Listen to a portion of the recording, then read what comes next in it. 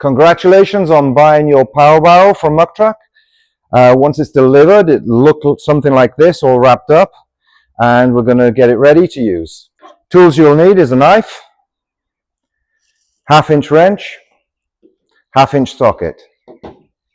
So the first thing we're going to do is cut off the wrapping. Be careful not to scratch the machine with your knife.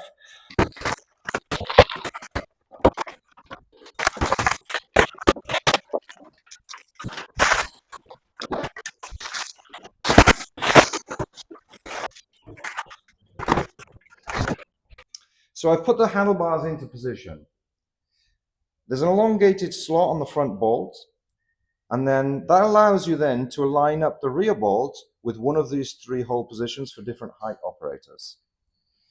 The important thing to do now, once we put the handlebars in position, tighten up the bolts and then check this cable. This is the drive cable, and if it's not seated correctly, the machine is going to tell you it won't run.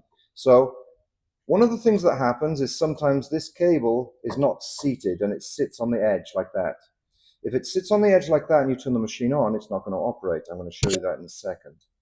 But make sure it's seated right into the crown there. Follow the cable down and make sure the cable looks like it's routed correctly.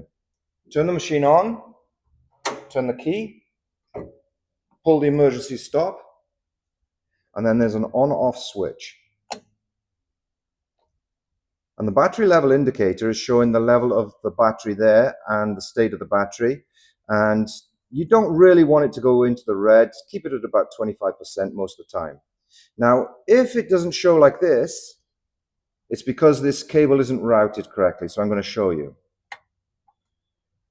If I pull that cable out and not seat it correctly, when I turn the machine on, the battery level indicator is going to do this. It's going to go up and down. And that's why it needs to be important that this cable is routed correctly. So I'm going to turn it off, put it back into position, turn the machine on, and it's ready for use. So it's charged the machine up, comes with a cable. You'll notice there's no charger on the cable because we put the charger on the machine to keep it clean and dry. This end goes into the wall socket as a normal plug. And then this end, which is a kettle like on the back of a computer, goes into the charger there, and you just turn it on. When we finish charging, remove the plug, and you can either store the cable in the box at the back here, or keep it in your shed. Close the rear door, turn the machine on. Make sure it's in forward or reverse, depending on which direction you want to travel. So I'm going to reverse off this one. And then when you pull in the lever here,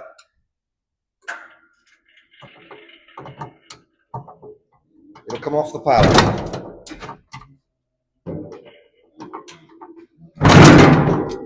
And you're ready to work.